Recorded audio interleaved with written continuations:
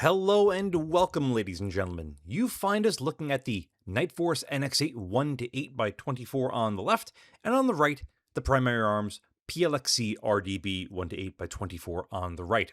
The reason why I'm going to be doing this fairly aggressive side-by-side comparison for this independent Night Force NX8 review is very simple. The RDB wasn't around when I did the full review for the NX8, or at least in the Mega LPVO comparison, and unfortunately, the NX8 has gone from being a fairly conservative $1,800 or so to a very expensive $2,000 since, tariffs and whatnot. Whereas the RDB is sitting basically at the price that the NX8 used to be at. However, the RDB, in almost every single way, shape, and form, in my very humble opinion, is the vastly superior of the two options. We're going to run down the stats really quick to help you better understand. The NX8 comes in at 17.3 ounces, whereas the RDB comes in at a svelte 17 ounces. As far as the length, the NX8 does have it beat, 8.7 inches to 9.25. Field of view goes to the RDB, however, 121 feet at 1x to the NX8's rather pathetic 106. And on the top end, the NX8 13.2 feet to 14.6. Now here's an interesting tidbit. The exit pupil is very similar on these two. As near as makes no difference, 8mm to 3mm, with the same eye relief of 3.7 inches on both. But that only tells part of the story. The rest of the story comes in how these things handle and what they're like to actually get behind. The RDB has a very svelte Razor Gen 2 style sort of disappearing scope body, whereas the NX8's is very much in your face. And the differences don't stop there. Oh no, in fact, they just continue to ramp up. But before we continue with that, let's go over a very brief physical overview. When I was filming with the NX8 for my Mega LPVO comparison, I did have a PLXC on hand, but it was the pre-RDB first focal plane variant. Physically, the RDB and the previous generation that I'm currently holding in my right hand are physically exactly the same. Everything internally is what makes the difference. The only real thing I would give the NX8 credit for is the locking rear diopter. I'm a big fan of them. However, the fast focus eyepieces of the PLXCs are about as good as you can get for a fast focus eyepiece. Everything else is a bit of a mixed bag. Both of them feature pretty nice little cattails on the magnification rings. The illumination controls are both fairly easy to use, but I do prefer the cap style that the PLXCs use. And I will say that I do give the turrets to the NX8 only because the PLXCs are just sort of meh. They feel and sound really good, but just the way that they line up on the hash mark is pretty weak. Everything else, though, is just sort of a mixed bag. It's just going to be down to personal preference, but I wouldn't be disappointed with either of these physically. Reticle-wise, the NX8s come in a couple of different variants, but this is perhaps my personal favorite, which is the DMX. This is also the very similar style reticle that's going to be found in the new NX6 2-12, which I'm very excited for. One thing that you will note, and it's a big pet peeve of mine, is that the hash marks at 3, 6, and 9 do not go full length, and the center part of the reticle is a little bit tricky to spot at lower magnifications, especially in more complicated environments. Happily, however, the NX8 does have really good illumination, so it basically makes that a bit of a moot point, but you might have to rely heavily on using illumination if you're at lower magnification. At 8x, this reticle is really simple, clean, and easy to read, and it is far and away my favorite of the LPVO reticles at the higher part of the magnification. Below 4x, I would like to at least see the posts at 3, 6, and 9 be full length, and that would really help me at least, but that's a personal preference sort of thing. The rest of this reticle is outstanding, and as long as you're okay with how it performs at 1x, I don't think you'll be disappointed in the slightest. Illumination has a lot of really nice steps going from minimum to maximum, and I feel it's a very well sorted setup.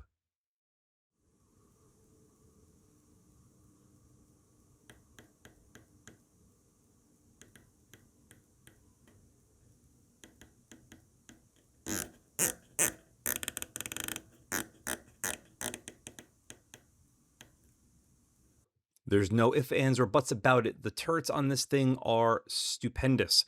Much better than what you could find on the PLXCs, simply because you could line up the turret to a line, and that's exactly what it turns out to be. What an interesting and novel idea. For a lot of people, tracking doesn't really matter all that much on LPVOs, but it's still nice to see if it's well put together. The reticle lines up to my target flawlessly. Unfortunately, I can't get the focus much better because there's no adjustable parallax on this, and I can only adjust the rear diopter so much before everything sort of loses focus. Illumination down here is very wonderful and very sharp and clean to the center. As I continue doing my tracking test, you will note that it does exactly what it's supposed to do. 4 mils up and over without issue, resets on the windage flawlessly, and continues all the way up to 10 full mils without drama. This is as good of a performance as you can expect from any sort of optic, let alone an LPVO.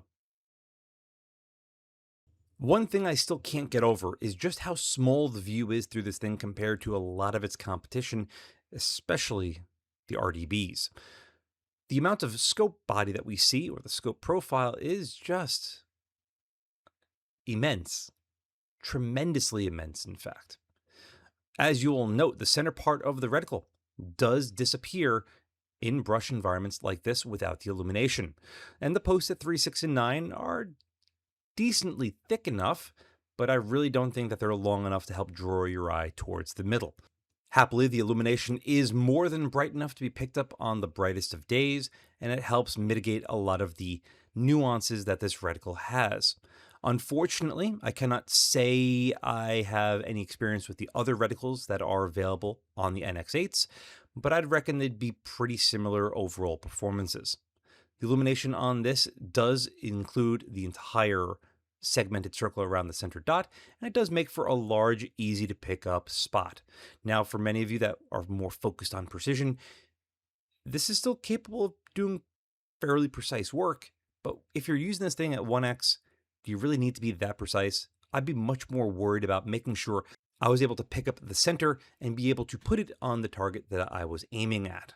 The gradients on the illumination control, I feel, are very well spaced, and something that I wish some other manufacturers would really pay close attention to.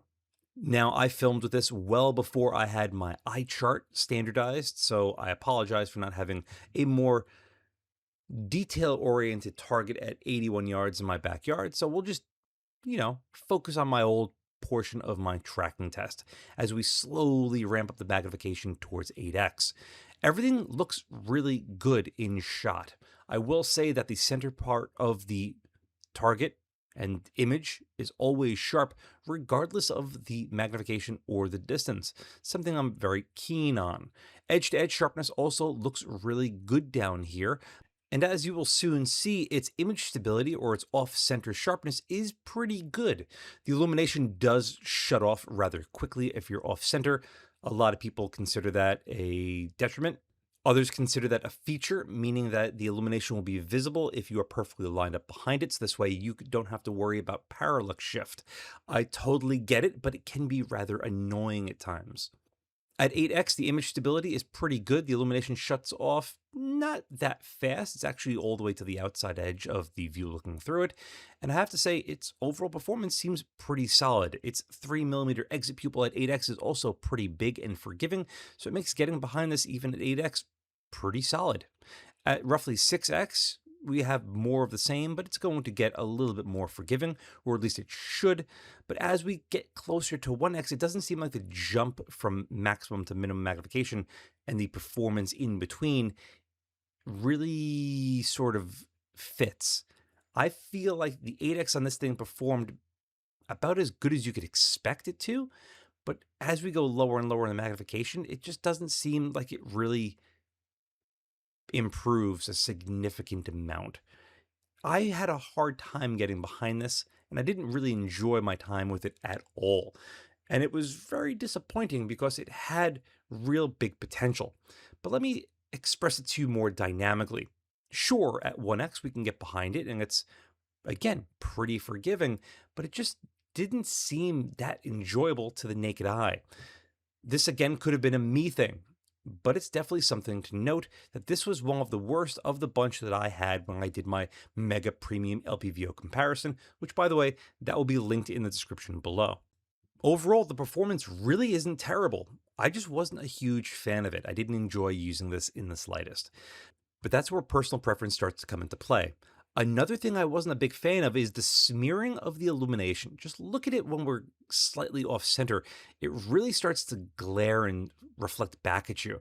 And that was the most annoying bit of being behind this thing with the illumination on. It just really didn't make sense. It wasn't enjoyable at all. You will note that if we were looking behind any of the other options that I had during my Mega LPVO comparison, this and the Attacker were the only ones that really did this, but things like the PLXC RDB don't do it at all. Now, some would argue again that, hey, well, if you're using this thing at higher magnification, you probably won't need the illumination, and I get it, but still, it's something to note. Same location, a little bit over a year apart. NX8 on the left, my extended range section, RDB on the right. It's as clear as day that the two of these operate very dissimilar from one another as far as overall setup goes. If you've ever been behind a Gen 2 Razor HD, whether it's a 1:6 or a 3:18 or a 4.5 to 27, the bezel or the outside of the scope just sort of disappears when you have it set just right. The RDB is the exact same sort of experience and is something that I truly love. However, I also know that there are people out there that love having a large bezel to the optic because it means that they can have a much better reference point of getting behind the optic perfectly fine. My big argument with that is a good cheek weld will eliminate all of those variables. But let's see how these two compare optically. When I filmed with the NX8, there was a lot of haze to the air. I think that might have been around the same time as some of the Canadian wildfires. So the air quality on the NX8 wasn't as good as it was with the RDB. And you can see that in just the colors themselves. The RDB has a lot more pop to it, whereas the NX8 is a little bit more muted. Center sharpness, though, and details on the power towers themselves are actually kind of close to one another. I wouldn't say that one is better than the other with the exception of just the colors, but again, a lot of things have changed since, the filming of both of these optics. But raw sharpness on center, they're both exceptional. I do prefer how the NX8 reticle looks at the higher magnifications as opposed to the RDBs. Again, I'm a big fan of how that DMX reticle looks at the higher magnifications. And if that's going to be the exact same style reticle in the 2 to 12, I'll be very, very pleased with it. And I think it would be chef's kiss perfect. As far as the RDB, a lot of people will complain that the center chevron is still a chevron, but as we're looking at both of these at maximum magnification at around 1,000 yards, both the center chevron for the RDB and the center dot for the NX8 are just about the same size. I personally know of several people that have dismissed the RDB simply because of the chevron on the center. Meanwhile, it's about the same size as the dot on the DMX. I've talked to Primary Arms about this ad nauseum. Will they ever change it? I don't know. But I do know that if they did make an option for a center dot, it would definitely attract a lot more people into the fold.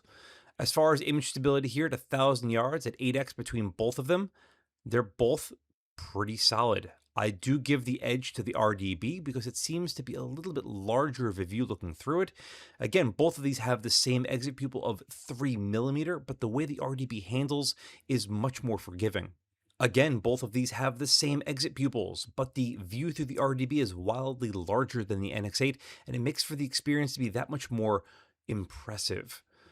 As we jockey down the magnification towards their minimum, both the illuminations react about the same way. And I have to guesstimate here that both of these were made by the same OEM in Japan.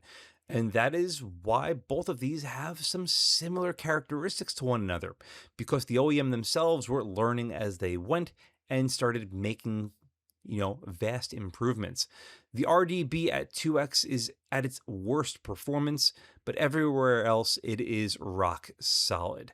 The NX8, again, functions more or less about the exact same, and it's par for the course between these two that, there aren't that many differences when push comes to shove.